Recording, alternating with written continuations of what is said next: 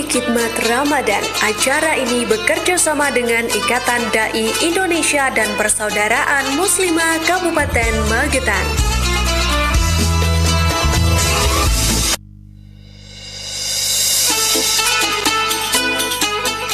Assalamualaikum warahmatullahi wabarakatuh. Rasi Radio Inspiratif dan Informatif. Sahabat Rasi, selamat sore. Hadir kembali Fatur di sore hari ini, tentunya di program spesial Ramadan, yaitu Khidmat Ramadan. Dan tentunya di sore hari ini Fatur tidak sendiri. Tentunya sudah kedatangan salah satu narasumber dari Ikatan Dai Indonesia Kabupaten Magetan. Ada Ustadz Insinyur Haji Udi Jatmiko untuk sore hari ini yang sudah bergabung dengan kita, sahabat Rasi. Halo, assalamualaikum. Waalaikumsalam warahmatullahi wabarakatuh. Oke, selamat sore Ustadz. Alhamdulillah. Waalaikumsalam. Oke. Kabarnya gimana tadi? Alhamdulillah sehat ya. Alhamdulillah sehat. Oke, betul. Tadi berarti kalau Ustadz Udi ini ya, saya manggilnya Ustadz Udi gitu aja. Oke. Ini sudah terbiasa dengan suasananya studio radio Rasi FM Magetan gitu ya. Iya, insyaallah. Insyaallah ya.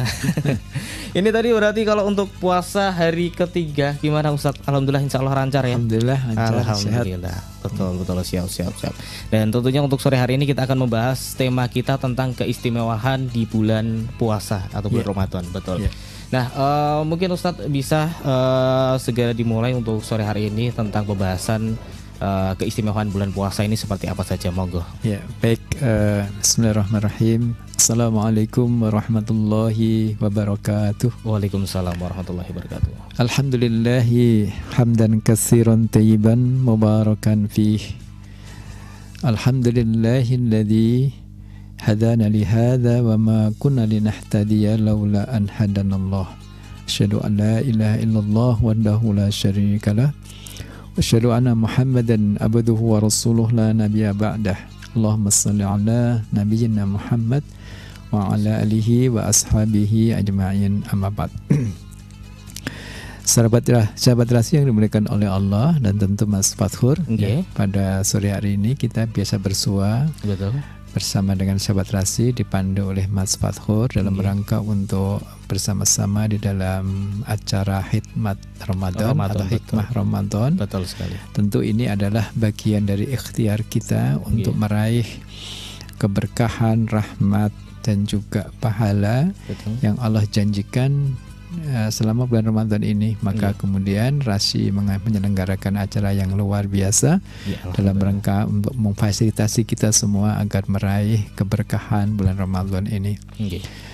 Sahabat Rasi yang dimuliakan oleh Allah, ya, setiap tahun dan setiap bulan Ramadan ya, di masjid-masjid, di musala-musala, tentu kita sudah mendapatkan banyak materi ya berkaitan dengan puasa Ramadan, berkaitan dengan keutamaan Ramadan, berkaitan dengan keutamaan berpuasa, sholat tarawih dan semuanya. Tentu ini juga tidak mengurangi pentingnya kita juga mengulang-ulang hal itu, karena terkadang manusia itu lupa, tempatnya lupa, nasian. Jadi dengan demikian manusia itu harus sering diingatkan.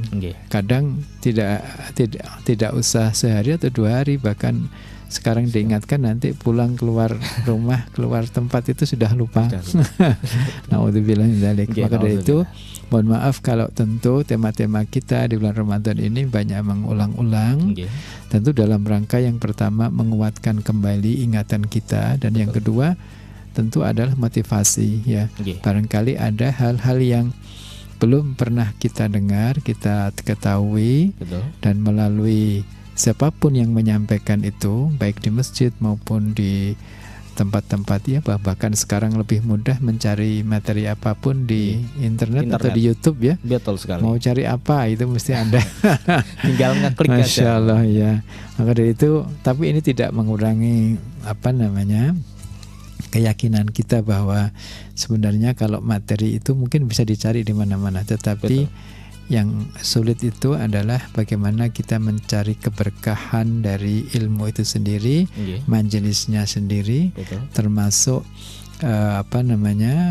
kita tumanina tenang itu ya, serius khusyuk ya di dalam hal-hal yang kemudian kita perdengarkan ya. Sabda yang diucapkan oleh Allah, maka sekali lagi kami mohon maaf Mas Fatkur ya. Mungkin baru sekarang ini kita interaksi dengan penjenengan. Mudah-mudahan tidak kaget dengan kita ya. Amin. Jadi kita tadi sudah saya sampaikan ya, tentu yang kita bahas adalah hal-hal yang mungkin sudah sering kita dengar. Bahkan tadi di iklan-iklan pengantar tadi sudah disebutkan bagaimana keistimewaan saum atau puasa di bulan Ramadan ini. Sekali lagi mohon maaf apabila ada kekurangan nanti. Tentu sahabat yang dimuliakan Allah, kami mengucapkan dulu selamat menunaikan ibadah puasa, dan sebentar lagi tentu kita mendapatkan salah satu kegembiraan kita sebagai hamba Allah yang menunaikan kewajiban saum di bulan Ramadan ini, yaitu berbuka. Ya, berbuka itu salah satu kebahagiaan dari orang yang sedang berpuasa. Baik, kita memulai saja. Sesungguhnya kita ketahui bahwa apa yang kita sampaikan nanti itu berharap bisa mensemangati kembali, atau juga bisa lebih mengkhusukkan kita di dalam ibadah puasa itu, sehingga nampaknya perlu juga tadi saya sampaikan diulang-ulang kembali bagaimana keunggulan, keistimewaan yang dimiliki oleh ibadah-ibadah di bulan Ramadan dibandingkan dengan ibadah-ibadah di luar Ramadan. Bahkan ada ibadah khusus, saum ini wajib atau puasa ini wajib, maka ibadah itu pun juga tentu istimewa dan tidak dimiliki oleh ibadah-ibadah yang lainnya. Betul. Kita coba mengambil salah satu di antara dari kitab Fadailul Amal, yaitu fadilah keutamaan amal ya, yang tentu di sini kemudian nanti bisa dirangkum, disampaikan, sehingga dengan demikian kita lebih mantap lagi untuk menaikkan ibadah puasa. Betul. Sahabat terasa yang dimuliakan oleh Allah, disebutkan dalam kitab itu yang pertama bahwa keistimewaan ibadah puasa di bulan Ramadan itu adalah langsung dibalas oleh Allah Subhanahu wa taala. Jadi setiap amal anak cucu Adam itu bisa dilipatkan ya, dari 10 kali kemudian sampai 700 kali. Nanti kalau amal-amal tertentu mungkin ajrun ghairu mamnun. Jadi balasan yang terus menerus, tidak ada batasnya. Bahkan kalau di bulan Ramadan secara khusus ada malam Lailatul Qadar, itu lebih baik daripada 1000 bulan. Nah, ada kekhususan lagi untuk puasa ini. Ya, puasa ini dikhususkan, yang memberikan pahala itu adalah Allah Subhanahu wa taala, dan kita tidak tahu balasan yang Allah berikan kepada kita ketika kita menunaikan ibadah puasa. Kalau mungkin seperti membaca Al-Quran, mungkin satu huruf didapatkan dari 10 sampai 100 sampai 700 sampai nanti kalau di bulan Ramadan bisa sampai mungkin 1000 bulan itu ya. Tapi khusus puasa ya, itu tidak bisa kita ketahui balasannya kecuali hanya Allah Subhanahu wa taala. Ini sebagaimana tadi mungkin kita dengarkan di awal itu ada hadis yang diriwayatkan oleh Imam Bukhari, kullu amali ibni adama yudha'afu al-hasanatu asru amsalihha ila sab'i ati difin. Qala Allahu azza wa jalla inna sawma fa innahu li wa ana ajzi bihi yada'u syahwatahu wa ta'amahu min ajli, yang artinya setiap amal anak cucu Adam itu akan dilipatkan, satu kebaikan itu dilipatkan 10 kali lipat sampai 700 kali lipat. Ini juga dikuatkan dalam surat Al-Baqarah Al-Quran ya. Menyebutkan bagaimana ketika Allah membalas, diibaratkan orang sedang menanam satu butir ya, satu butir biji, kemudian tumbuh dari butir itu tangkai atau tangkai bunga itu, yang kemudian masing-masing tangkai itu ada 100 biji, sehingga kalau dikalikan ya menjadi 700. Itu ada di dalam Al-Quran. Maka dari itu Allah berkaitan dengan hal ini melipat gandakan pahala-pahala itu, tetapi di khusus puasanya beliau berfirman ya, illa sauma fa innahu li. Jadi dikecualikan ibadah puasa ya. Sesungguhnya puasa itu untukku, wa ana ajzi bihi, sehingga aku langsung yang membalasnya. Ya. Karena apa? Yada'u syahwatahu wa ta'amahu min ajli. Karena si hamba tadi mau meninggalkan syahwatnya dan makanannya untuk aku, untuk beribadah kepada Allah, maksudnya begitu. Sahabat Rasul yang dimuliakan oleh Allah, tentu ini menjadi bagian yang penting kita pahami dengan penunen yang sungguh-sungguh terberkaitan dengan masalah puasa ini. Betul. Karena juga salah satu keutamaannya adalah puasa ini akan kalau dilaksanakan dengan imanan waktu saban ya, man shoma ramadhana imanan waktu saban ghufira lahu ma taqaddama min dzambi. Artinya di sini coba bisa kita bayangkan, kita puasa di bulan Ramadan itu asal dengan iman kepada Allah dan ikhtisab itu menghitung-hitung terus, mengevaluasi ya berkaitan dengan hal-hal yang penyempurnaan puasa itu, atau mungkin kesimpulannya ikhlas gitu. Betul. Maka kemudian Allah akan menghapuskan dosa-dosa yang telah berlalu. Ya. Karena itulah begitu pentingnya puasa ini, maka kita tidak boleh sembrono, bahasanya begitu ya. Karena memang ada yang puasa itu diterima tetapi kemudian dia tidak memiliki nilai ya, mungkin dia tidak makan, tidak minum, bisa meninggalkan dengan istri ya, berhubungan istri bisa dia sah-sah saja, tetapi kemudian masih di dalamnya diisi dengan amal-amal yang tidak berguna mungkin, atau bahkan amal-amal yang cenderung melaksanakan hal yang makruh, atau mungkin sesuatu yang maksiat ya, maksiat misalkan ghibah, misalkan kemudian hal-hal yang ya puasanya sah tetapi nilainya itu kemudian menjadi tidak berdampak dari kebaikan itu. Oke, Pak Ustadz, sebelumnya selain satu ini mungkin Fatur pengen tanya terkait bagaimana cara kita menjaga kekhusyuan dan juga ketulusan hati selama berpuasa di bulan Ramadan. Tetapi mungkin selain satu ini ya Ustadz ya, ini akan ada yang mau lewat terlebih dahulu ya. Oke, Rasi Radio Inspiratif dan Informatif, sahabat Rasi, masih bersama dengan Fatur dan juga Ustadz Udi Jatmiko di sore hari ini ya.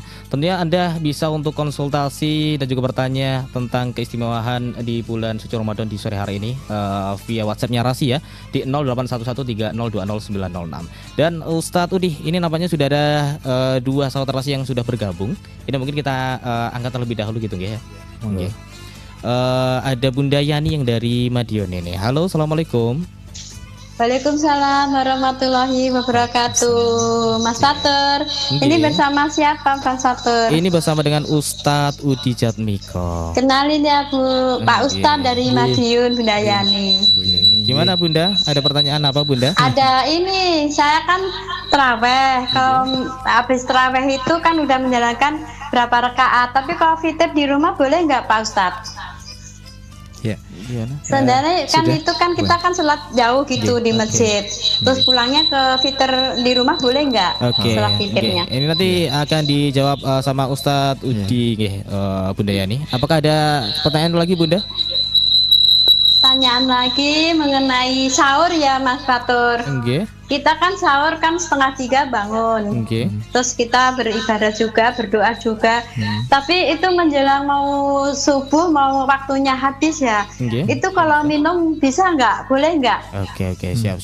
Oke, selain satunya akan dijawab sami-sami Bunda. Bunda Yani ya. Bunda Yani.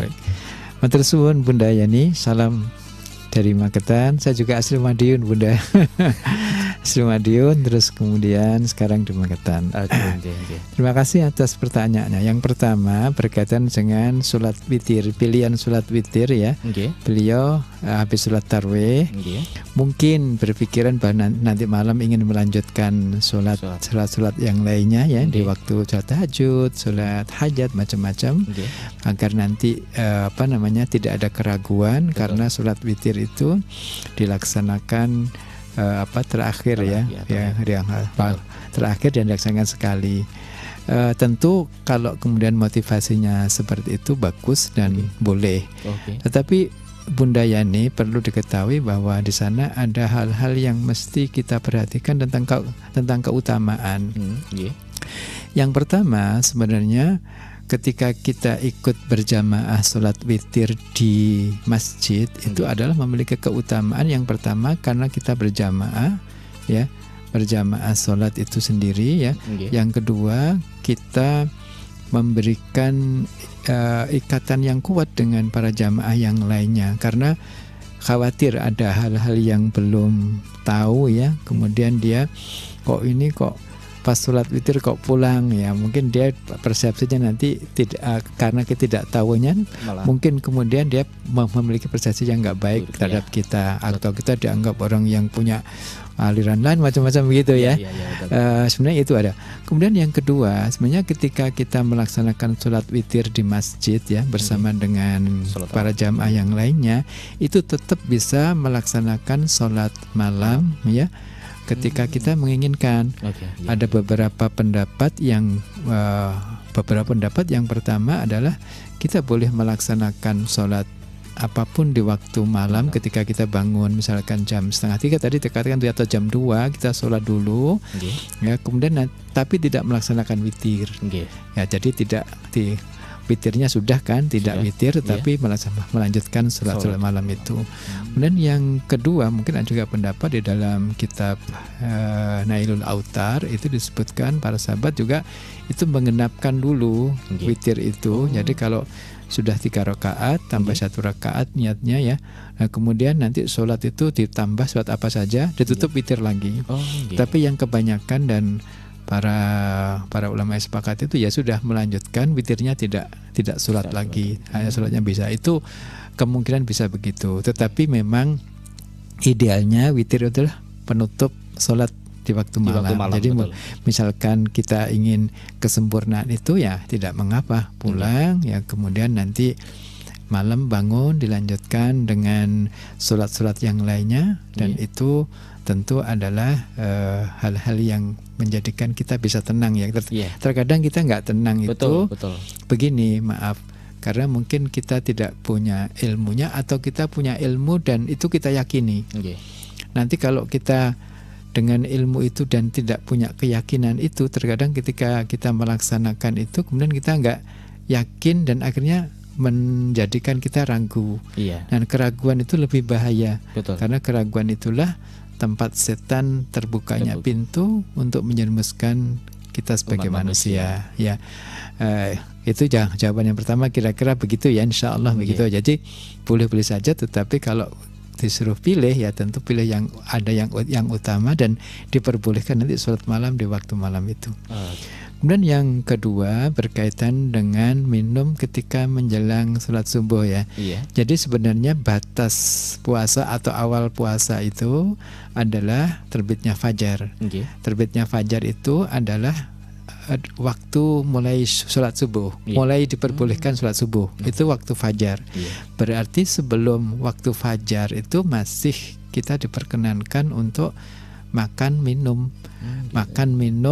karena itu belum mulai puasa. Nah, kalau sudah fajar itu ditandai, sekarang ada jadwal ya, ada jadwal imsakiyah itu ada jadwal waktu subuh. Atau mungkin kalau di masjid yang tepat adzannya kita bisa mendengar adzan di masjid yang tepat adzannya. Kadang-kadang ada masjid yang agak terlambat gitu ya, atau ada masjid yang kedahuluan kecepatan. Maka kita bisa lihat jadwal, dan yang paling pas itu sebenarnya kalau kita lihat jam itu jam di HP ya. Jam di HP itu lebih pas ya.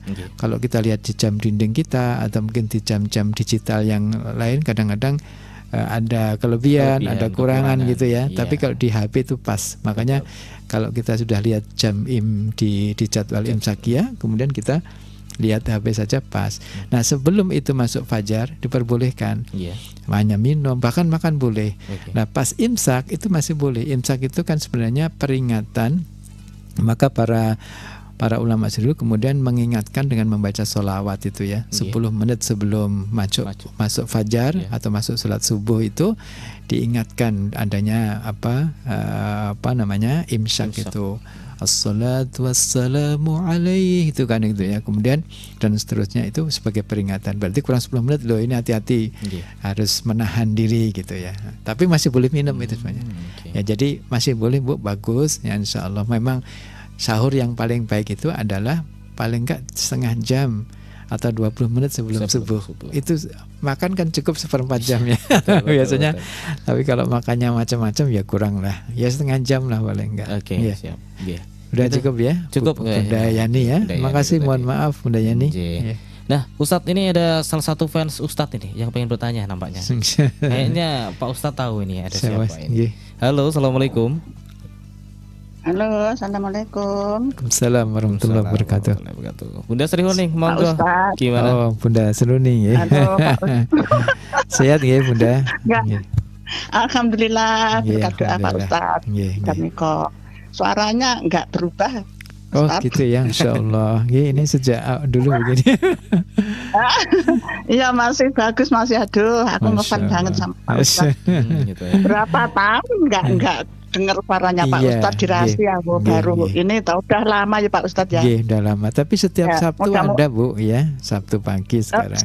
Sabtu pagi. Oh ya. Nggak terus saya nanti tadi. Nanti kita tanya jawab. Ya mudah-mudahan Pak Ustadz sehat selalu, diberkahi Allah, kasih usia yang barokah, hidayah. Insyaallah, amin, alhamdulillah. Ini di luar tema Pak Ustadz. Mau tanya masalah sholat tahajud sama sholat duha. Ini kan kami ya berusaha ya sholat itu tahajud sama duha itu jangan sampai kita tinggalkan, tetap kita berusaha. Walaupun matang ngantuk kita tetap berusaha nggak bisa ninggalin. Lah ini terus apa itu namanya sholat duha itu aku mesti 4 rakaat dua lagi terus habis itu sholat tobat itu kalau sholat tobat itu apa mesti di waktu sholat tahajud atau duha atau sholat yang lainnya itu bagaimana Ustadz? Ini pertanyaan saya satu. Terus yang kedua masalah sodakoh itu. Sodakoh itu apakah mesti berupa barang atau gimana dan lainnya? Kami mohon supaya kita lebih tahu detailnya Islam itu bagaimana. Kan kita kurang paham gitu loh Ustadz. Lebih jelasnya. Kalau soal apa tadi puasa itu ya dikit-dikit udah tahu. Udah pinter lah tiap hari, tiap hari dengerin ya.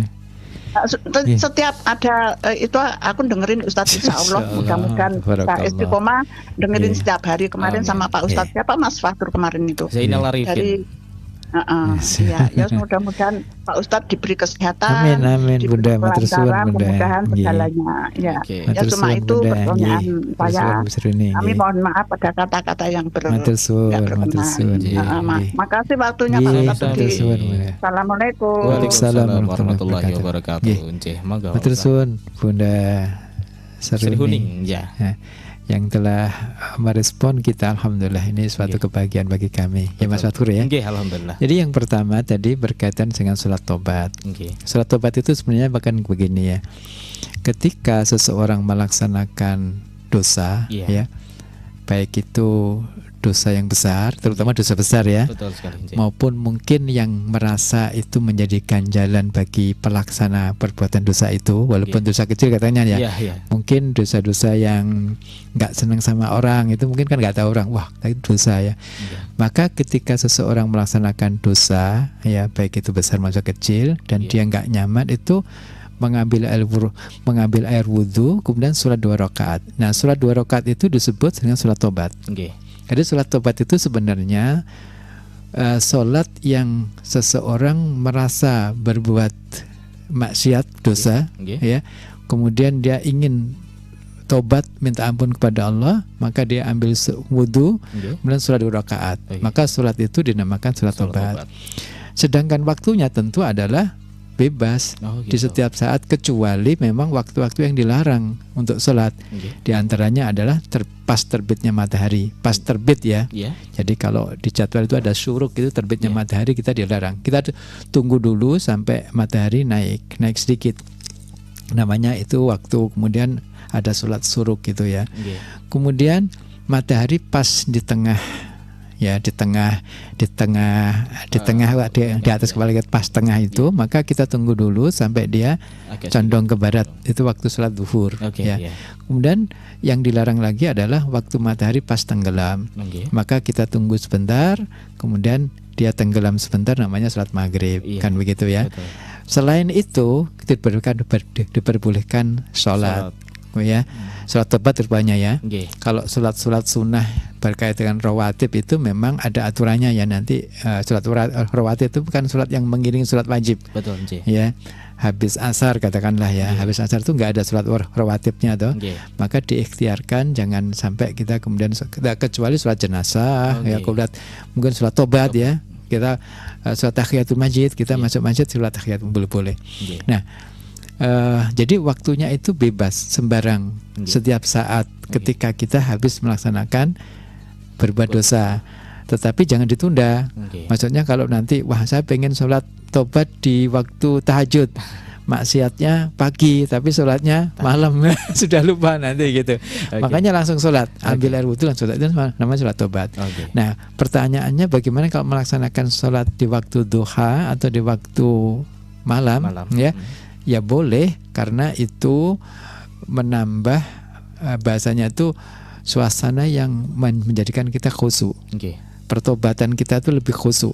Ya, pertobatan kita lebih khusyuk. Tetapi memang harus segera dilaksanakan sholat tobat itu ketika kita berbuat dosa. Ya katakanlah maaf ya, yang dosa besar itu kan termasuk berani kepada bapak ibu kita, zina, mencuri, itu kan dosa besar. Maka dia ketika ingin tobat ya, maka langsung ketika itu, jangan ditunda di waktu malam, nggak usah. Tapi kalau nanti waktu malam pengen mengulangi sholat tobat ya nggak apa-apa.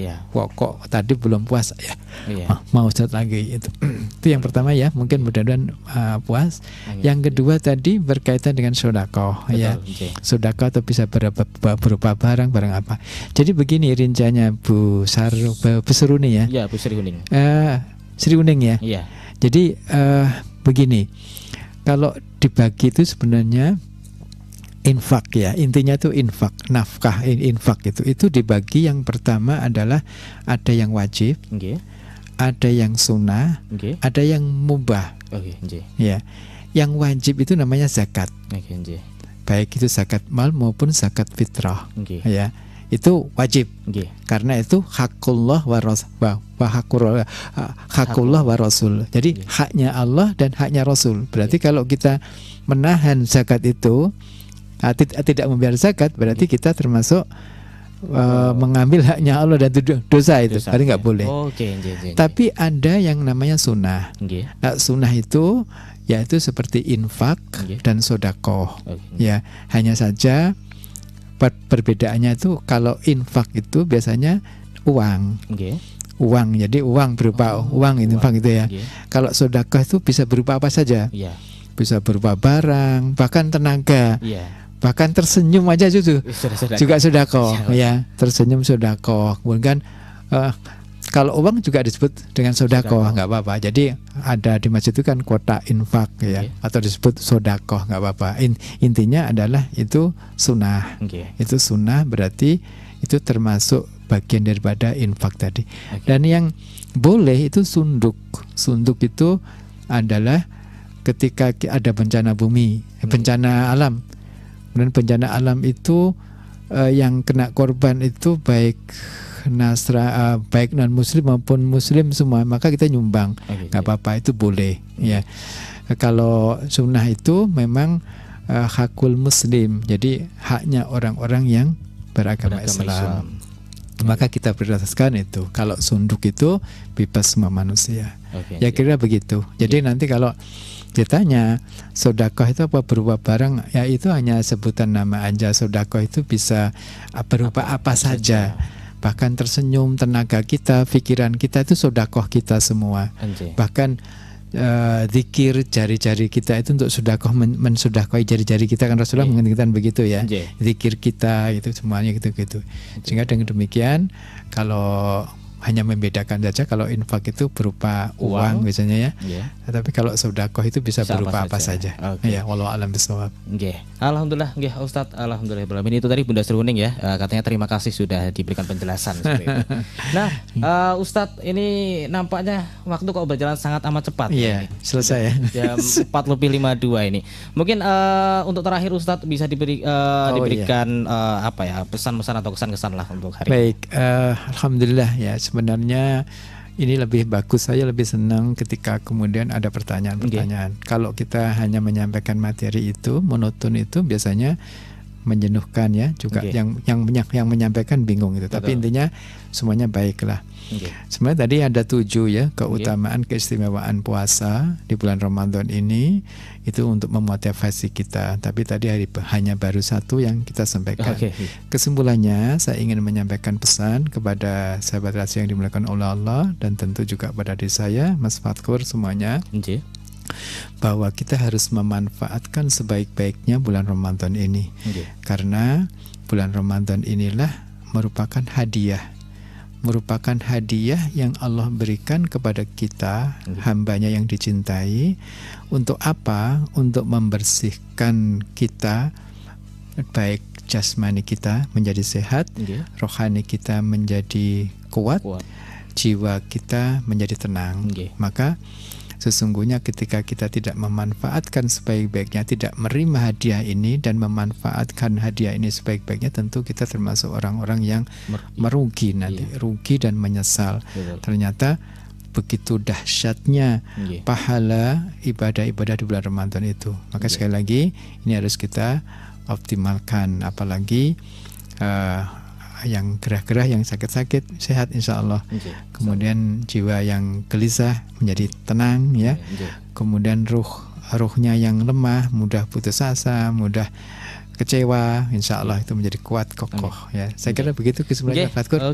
Mohon maaf kekhilafan kami. Subhanakallahumma bihamdika asyhadu an la ilaha illa anta astaghfiruka wa atubu ilaik. Wabillahi taufik wal hidayah. Assalamualaikum warahmatullahi wabarakatuh. Waalaikumsalam warahmatullahi wabarakatuh. Terima kasih untuk Ustadz Udi Jatmiko untuk sore hari ini ya. Dan tentunya untuk sahabat Tarasi, mohon maaf ini yang banyak sekali yang telepon nampaknya ya. Tapi tentunya kita akan bertemu lagi besok di khidmat Ramadan ya. Tentunya masih bekerjasama dengan Ikatan Dai Indonesia Kabupaten Magetan dan juga Persaudaraan Muslimah Kabupaten Magetan. Dan untuk sore hari ini Fatur dan juga Ustadz Udi Jatmiko izin pamit undur diri terlebih dahulu sahabat Tarasi ya. Tetap jaga kesehatan dan juga tetap semangat ya, insya Allah. Assalamualaikum warahmatullahi wabarakatuh. Baru saja Anda ikuti Khidmat Ramadan. Acara ini bekerja sama dengan Ikatan Dai Indonesia dan Persaudaraan Muslimah Kabupaten Magetan.